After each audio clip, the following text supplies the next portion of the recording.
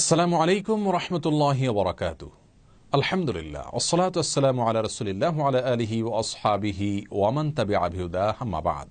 সুপ্রিয় দর্শক শ্রোতা ভাই বোন, আমরা অনেকে প্রায় ওযু এবং পবিত্রতা নিয়ে সংশয় এবং সন্দেহের মধ্যে পড়ে যাই। অর্থাৎ আমার ওযু আছে নাকি নাই, এটা নিয়ে সন্দেহ এবং বিপাকের মধ্যে আমরা পড়ে যাই। এরকম পরিস্থিতিতে আমাদের করণীয় কি হবে? আমরা কি সন্দেহকে আমলে নিয়ে ওযু ছুটে গেছে সেটি ধরে নিব, পুনরায় ওযু করব, নাকি সন্দেহকে পাত্তা না দিয়ে পূর্বের ওযুই রয়েছে তেমনটি ধরে নিব? এ সম্পর্কে শরীয়তের দৃষ্টিকোণ আজ আমরা আলোকপাত করব ইনশাআল্লাহ বিইذনিল্লাহ। প্রিয় দর্শক, এ সম্পর্কে সহিহ বুখারী এবং মুসলিম একযোগে বর্ণনা করেছে এমন একটি হাদিস থেকে আমরা পরিষ্কার এবং সুস্পষ্ট দিক এবং নির্দেশনা পেয়ে থাকি। আর সেই হাদিসে রাসূল করিম সাল্লাল্লাহু আলাইহি ওয়াসাল্লাম কোনো ব্যক্তি যখন সালাতরত অবস্থায় তার পবিত্রতা আছে কি নাই, ওযু ছুটে গেল কি গেল না, এটি নিয়ে সন্দেহের মধ্যে পড়ে যায়, সে ব্যক্তিকে দিক নির্দেশনা দিতে গিয়ে তিনি বলেছেন, লা ইয়ানসরিফ হাত্তা ইয়াসমা সাউতা আও ইয়াজিদ রিহা। অর্থাৎ এমত অবস্থায় তিনি সালাত ছেড়ে যাবেন না। নিছক ওযু চলে গেছে কি না এটা নিয়ে সন্দেহ এবং সংশয়ের ভিত্তিতে তিনি সালাত ছেড়ে দিবেন না, বরং তিনি সালাত বা নামাজ কন্টিনিউ করবেন যতক্ষণ পর্যন্ত তিনি বায়ু নির্গত হয়েছে এমন কোনো শব্দ শুনতে না পান, অথবা দুর্গন্ধ না পান, বা যে কোনোভাবে বায়ু নির্গত হওয়ার বিষয়টি নিশ্চিত না হন, ততক্ষণ পর্যন্ত নিছক সন্দেহের বশবর্তী হয়ে সালাত ত্যাগ করবেন না। এই হাদিস থেকে আমরা পরিষ্কারভাবে জানতে পারলাম যে যদি কারোর সংশয় দেখা দেয়, অহেতুক সন্দেহ দেখা দেয় যে আমার ওযু ভঙ্গ হলো কি হলো না, ওযু ভঙ্গের কোনো কারণ পাওয়া গেছে কি যায়নি, বায়ু নির্গত হয়েছে কি হয়নি, তাহলে তার উপরে ভিত্তি করে কিন্তু ওযু ভঙ্গ হয়েছে এমনটি ধরা হবে না, বরং এই সন্দেহকে কোনোভাবেই পাত্তা দেওয়া যাবে না।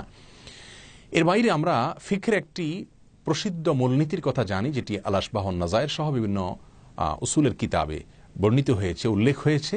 আর তা হলো আল ইয়াকিনু লা ইয়াজুলু বিশ-শাক। অর্থাৎ কোনো বিষয় যখন নিশ্চিত হবে, সে নিশ্চিত বিষয়টি কোনোভাবেই সন্দেহ বা সংশয়ের কারণে দূরীভূত হবে না।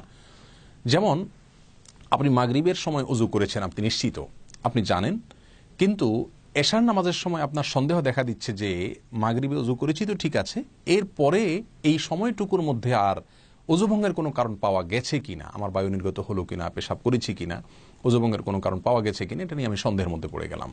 এরকম যদি হয় তাহলে ওযু করেছি মাগরিবে এটা নিশ্চিত, পরবর্তীতে ওযু গেল কি গেল না এটা সন্দেহপূর্ণ। তাহলে সন্দেহপূর্ণ বিষয়টি কখনো নিশ্চিত বিষয়কে দূর করবে না।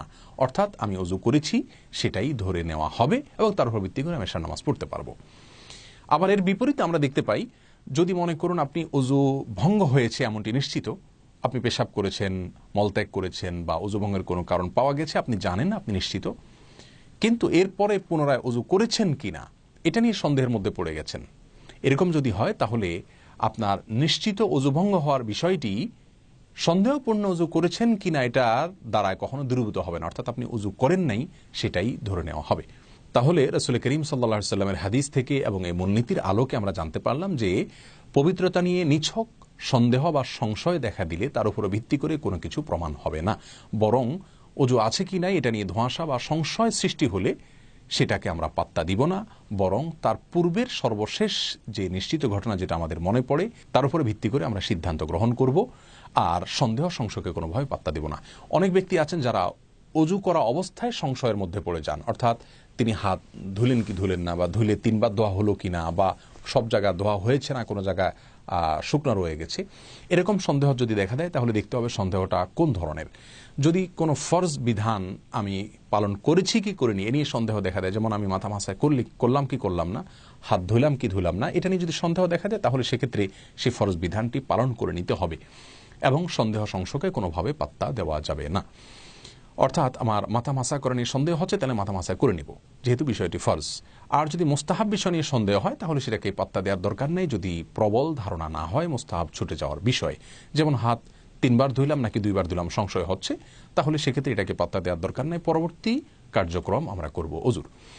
আর তিনবার ধোয়ার পরেও যদি সংশয় দেখা দেয় যে কোনো জায়গা শুকনা রয়ে গেল কিনা, আমি ধুইলাম এবং ভালো করে ডললাম, তারপরেও যদি সন্দেহ দেখা দেয় সেই সন্দেহকে কোনোভাবেই পাত্তা দেওয়ার প্রয়োজন নেই। অনেকে আছেন বারবার হাত ধুতে থাকেন, মুখ ধুতে থাকেন এবং অনেক পানি ব্যবহার করতে থাকেন, তারপরও তার সংশয় দূর হয় না। এটা মূলত শয়তান করে থাকে মানুষকে কষ্ট দেওয়ার জন্য এবং ইবাদত নষ্ট করবার জন্য, যার কারণে অহেতুক ওয়াসওয়াসা বা সংশয়কে কোনোভাবেই আমরা পাত্তা দিব না। আল্লাহ রাব্বুল আলামিন প্রতিটি বিধানকে রাসূল করিম সাল্লাল্লাহু আলাইহি সাল্লামের নির্দেশনা অনুযায়ী আমাদেরকে পালন করার তৌফিক দান করুন। আসসালামু আলাইকুম ওয়া রাহমাতুল্লাহি ওয়া বারাকাতুহু।